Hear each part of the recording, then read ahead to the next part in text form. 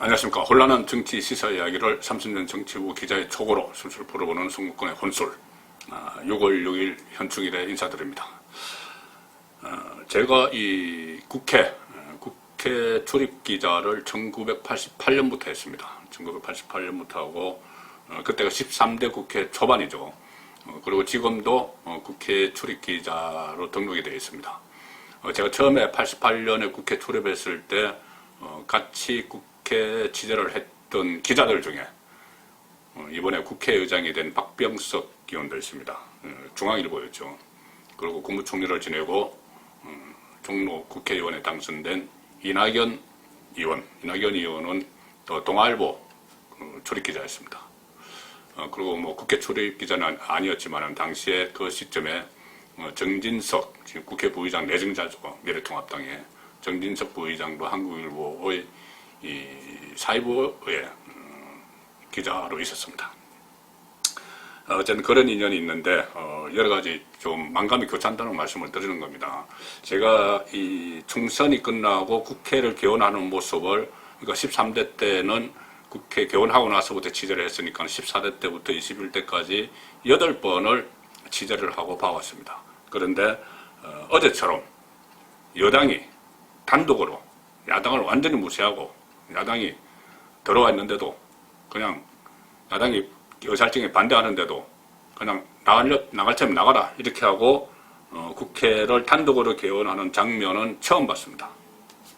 뭐 그도 그럴 것이 1967년 이후에 53년 만에 단독 개원이라고 하니까 32년 출입한 저는 뭐 못 본 게 당연하죠. 자, 이런 사태가 벌어진 책임은 일단은 협치를 할 생각은 없이 그 거대 여당의 힘만 믿고 독선 독주하려는 집권 세력의 태도에 있습니다.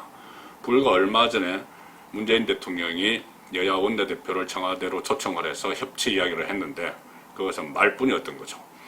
자, 그 일단 책임은 거대 여당에 있지만은 그렇다면 과연 이 미래통합당 제1보수야당의 미래통합당에는 책임이 없느냐? 그러니까 다른 방법이 없었겠느냐? 정말 어제처럼 그렇게 무기력하게 쭉 들어가서 앉아있다가 조영호 원내대표가 우리가 온 것은 이 국회법 절차를 따르지 않는 데 대해서 항의하기 위해서 왔다. 이 말 한마디 남기고 국회의장 선출을 위한 이 표결을 시작을 하려고 하니까 쭉 한꺼번에 물러나오는 그런 모습뿐이 보이지 못했을까? 그 모습이 최선이었을까? 관련 다른 전략은 없었을까? 원내 전략. 그런 생각이 됩니다. 전략 부재도 어제 그런 그 장면을 보인 한 원인이 아닌가. 그 말씀을 드리는 겁니다. 자, 여당이 처음부터 이번에는 18개 국회 상임위원장을 전부 독식하겠다고 엄포를 놨죠. 원래 이 18개 상임위원장은 의석 배분수로 나눕니다. 그래서 미래통합당이 103석을 가지고 있으면 18개 중에서 한 9개 이 정도는 가져가야 된다. 7개, 9개 이 정도는 가져가야 된다는 이야기가 나오고 있었죠. 그런데 여당이 처음부터 국회 상임위원장 다 독식하겠다. 국회법에 따라서 그렇게 하면 됩니다. 그냥 표결을 하는 거니까 상임위별로 표결을 하니까 본회의장에서 그렇게 이야기하니까 야당에서 미래통합당에서 쭉 나오는 반응이 그거였습니다. 에이 설마 그렇게 하겠어? 저거 뭐 협상용이야. 좀 더 노른자위 상임위 더 가져가기 위해서 가령 예를 들어서 법사위 모든 이 법안이 거쳐가는 법사위원장이 지금까지 야당목이었는데 그것을 여당이 가져가기 위해서 또 예결위원장, 나라 살림을 하는데 예결위원장을 가져가기 위해서 저거 엄포용이야. 협상용이야. 결국 저렇게 하다가 협상을 하다가 우리에게 7개든 9개든 줄 거야. 이런 반응들이 나왔습니다. 그러니까 아마 이것은 결과적으로 야당 입장에서 이 상황을 해석하는 것이 아니고 여당 입장에서 해석을 해서 여당이 그런 생각일 거야. 그러니까는 결과적으로 나중에 협상해서 우리가 가령 예를 들어서 법사위나 예결위 중에서 하나만 갖고 가는데 이런 안이한 생각을 했던 것이죠. 그렇기 때문에 조영 원내대표가 기자들과 만났을 때 기자들이 이 상황 되면 보이콧해야 되는 거 아니냐 이렇게 물어보니까 국회 보이콧은 상황을 봐서 하겠다 이렇게 이야기했습니다. 상황은 그때 벌써 진행이 되고 있었고 바로 어제 단독 개원하는 그 수순이 진행이 되고 있었고 이 상황이라면은 이미 이 18개 상임위원장 독식도 전혀 저희들이 불가능하다고 말할 수 없습니다. 지금까지 해온 행태를 보면은 그렇게 독식할 수도 있습니다. 자, 그러니까 이 상식 밖의 여당 국회 운영, 이것이 예상이 충분히 됐으면은, 그러면 거기에 맞춰서 이 상황을 판단을 하고 바로바로 대처를 해야 됩니다. 상황 봐서 할 일이 아니죠. 바로 국회 보이콧 선언을 했어야 됩니다. 18개 상임위원장 독식 이야기가 나왔을 때. 그러면 이거 국회에 하지 말자는 이야기냐, 여당 혼자서 하겠다는 이야기냐, 한번 그렇다면 해봐라. 이렇게 해서 보이콧 선언을 하면은 일단 여론이 움직이겠죠. 여론이 움직이게 되고, 또 하나는 보이콧 선언하는 이 자체가 협상 카드가 됩니다. 협상에서 나중에 다시 마쿠에서 협상을 하더라도 보이콧을 푸는, 이 보이콧 선언을 푸는, 이것도 협상 카드가 되는 것이죠. 그런데 그것들을 물론 그 정도는 아닙니다. 정도는 아닙니다. 정도는 아니지만 지금 워낙 이 기울어진 국회 안의 운동장에서 소수 보수 야당이 할 수 있는 건 다 해야죠. 다른 거는 지금 안에서 그냥 질질 끌려가기만 하면 안 된다는 겁니다. 다른 수단이 없지 않습니까? 이 법대로 하자는데 지금까지 법대로 안 했습니다. 뭐 지금까지 뭐 가반수 여당이 돼도 다 이렇게 나누고 했습니다. 약간의 진통은 있었지만은.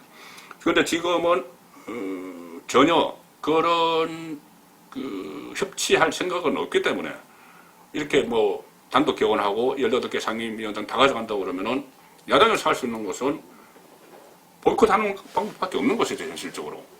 그렇지 않으면 그냥 다 맡겨버리고 본인들이 그냥 뒤에 다 물러나 있는 수밖에 없습니다.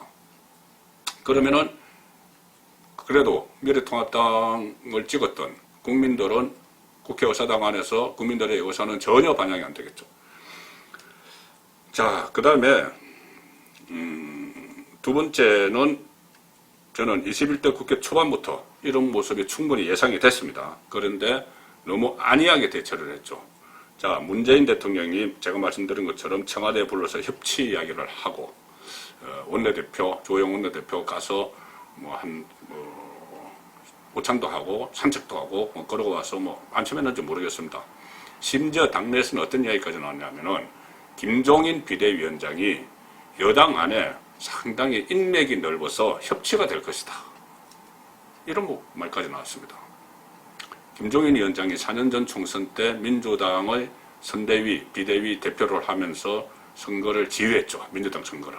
그때 가령 비서실장이 박용진 의원이었습니다. 민주당의 박용진 의원. 옛날 비서실장이 지금 여당이 이제 재선의원이 돼 있는 것이죠. 그리고 그때 이번에 초선 말고 재선 이상은 전부 다 김종인 비대위, 김종인 선대위 밑에서 다 선거를 치렀기 때문에 거기 김종인의 인맥들이 많아. 그것이 협치할 거야. 아주 이런 아니한 소리가 지금 야당 안에서 나왔었습니다. 그렇게 나왔는데 그런데 안주하면 절대 안 됩니다. 이 국회 개원하기 전에 만반의 태세를 갖췄어야죠. 그 만반의 태세 중에 하나가 저는 제가 성군 혼설에서도 말씀드린 바가 있듯이 이 독선 독재에 맞서기 위해서 하나의 카드가 있었습니다. 미래통합당 그리고 미래한국당. 미래한국당은 비례대표용 위성정당이었죠. 19석을 가졌습니다. 그 두 당이 통합을 할 필요가 없었습니다. 전략적으로. 명분은 약간 밀릴지 모릅니다. 물론 명분도 어차피 연동형 비례대표자라는 것을 집권 세력이 만들어서 활용을 하고 버린 카드이기 때문에 거기에 완전히 패싱당하고 끌려갔기 때문에 자구책 차원에서도 충분히 따로 두 개의 원내교섭단체를 구성을 할 수가 있었습니다. 미래한국당 같은 경우는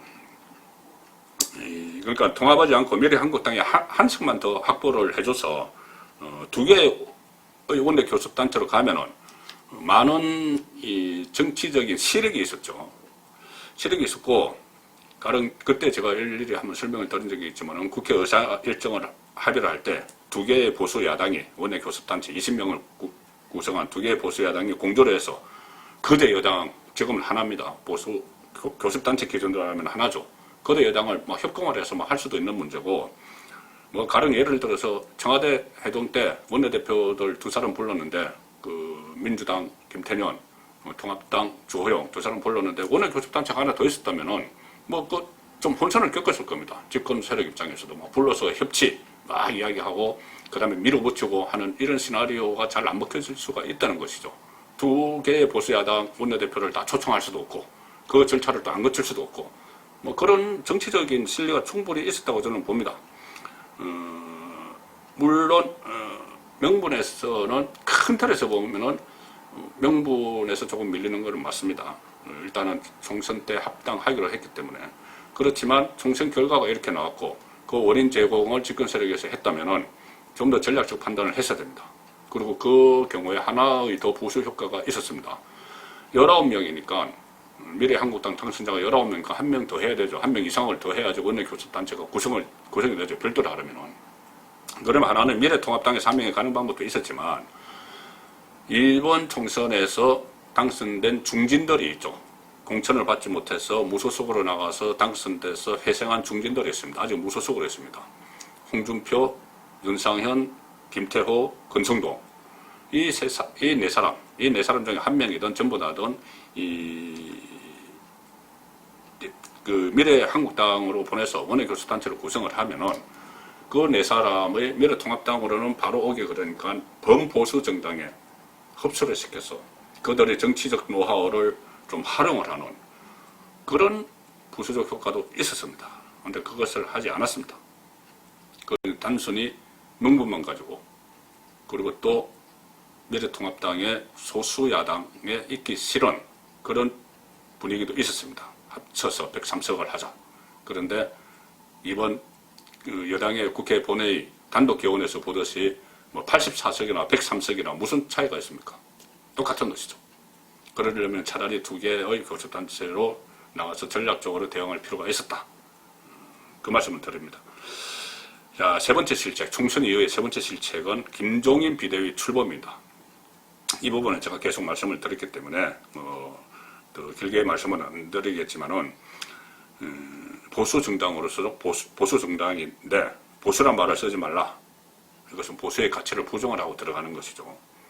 지금 이념적으로는 민주주의, 경제적으로는 시장자본주의, 또 산업화의 주역, 또 남북 분단 상황에서 분명히 안보를 튼튼히 하고 한미 동맹을 강화해야 될 이런 보수의 가치가 있는데 그 보수라는 말을 쓰지 말자는 겁니다. 이 말은 그 대신에 대안으로 진취적 정당 이렇게 했는데 진취적이라는 것은 목표가 아니죠. 과정이죠. 그 목표에는 진취적으로 정당을 만들어서 보수의 가치를 달성하는 것이 목표입니다. 근데 목표를 없애버리고 그냥 진취적 정당으로 하자 이야기를 하고 또 하나 김종인 비대위원장이 최근에 강기정 청와대 정무수석이나 민주당 이해창 대표를 만났죠. 만나서 일종의 월권 행위도 했습니다. 상당히 전략적 차질을 빚게 하는 무슨 말씀이냐면은 3차 추경 코로나 포퓰리즘을 위해서 3차 추경을 하고 또 여러 가지 지원 사업을 하는데 코로나 대책을 하는데 돈을 퍼주자. 물론 돈을 퍼주면 국민들에게 좋죠. 그런데 나중에 다 부담이 됩니다. 그런 것을 견제를 해야 되는 것이 보수 야당입니다. 그런데 김종인 위원장은 강기정 만나서 이해찬 만나서 우리가 다 협조하겠다. 그렇게 얘기합니다. 오히려 그것보다도 한 발 더 나갑니다. 더 나가서 무슨 기본 소득제 이런 이야기까지 다 하고 그 상황에서 나중에 3차 추경을 할 때 본격적으로 협상이 시작되면 주호영 원내대표가 일정 부분에 대해서 반대를 하면은 여당에서 그렇게 이야기하겠죠. 무슨 소리냐. 비대위원장이 다 해준다고 했는데 이렇게 이야기가 나옵니다. 협상력을 떨어뜨려버리는 것이죠. 올권을 한 것이죠. 그런 여러 가지 그 이야기 때문에 결국은 이렇게 가다가는 김종인 비대위로 인해서 미래통합당이 집권당의 이중대가 되는 거 아니냐. 이런 이야기까지 나오는 시점입니다. 그리고 마지막 또 하나 이 총선 참패 후에 위기관리 실패했다는 것 중에 하나는 내부 총질입니다. 내부 총질. 당 안에 있는 사람들끼리 막 싸우는 것이죠. 지금 총선 끝나고 나서 이 부정선거가 있었느냐 없었느냐 이것을 놓고 당 안에서 막 논란이 일어나고 갈등이 일어났습니다. 그런데 김종인 체제가 들어서면서 그 갈등이 더 증폭이 되고 있습니다. 일단은 보수 문제, 보수라는 명칭을 쓰지 말자 이 문제를 놓고 장기현 의원이나 여러 의원들이 상당히 조경태 의원이나 반발을 하고 있죠. 반발을 하고 있는 이런 상황에서 또 김종인 위원장은 2017년 대선 주자로 나왔던 사람들은 시효가 끝났다. 홍준표, 유승민, 안철수 이렇게 딱 배제를 시켜버리니까 홍준표 의원이 과거에 본인이 김종인을 뇌물죄로 수사했던 사건까지 들고 나오면서 치고받고 하니까 이것은 반대 진영에는 웃음거리가 되어버리는 것이죠. 그리고 김종인 비대위원장이 당을 맡고 나서 지금 당내에는 대권 주자가 없다. 누가 대권 주자가 누가 있습니까? 하니까 화를 벌어내면서 그렇게 이야기했다는 겁니다. 대권 주자가 어디 있느냐? 그렇게 되면은 지금 한교안, 오세훈, 유승민, 홍준표 이 모든 당내 자산들을 부정하는 그런 결과가 됩니다. 그 다음에 그렇다면 본인이 하늘에서 어떤 사람을 데리고 올지 그거는 모르겠습니다만은 이 당내 분란의 씨앗이 되는 것이죠. 자, 이런 그 통합당이 총선에 참패한 이후에도 위기 관리에서 총체적 실패를 하고 다시 벼랑 끝에 완전히 서버리는 이런 모습을 보니 제가 총선 전에 몇 차례 말씀드렸던 것, 또 총선 후에도 말씀드렸습니다. 아마 21대 총선에서 미래통합당이 이기려면 정말 이기고 지려면 완전히 져야지. 한 100석 정도 가지고 있으면은 보수 회생 이런 것보다는 본인들이 살 길을 찾아서 본인들이 국회의원의 기득권만 유지하려고 할 것이다. 그러면 보수 전체가 미래가 없다. 그런 말을 제가 주변에서 몇 차례 들었다고 말씀드렸는데 실제로 지금 그 길로 가고 있는 것은 아닌지 상당히 걱정스럽습니다. 선거권의 혼술이었습니다.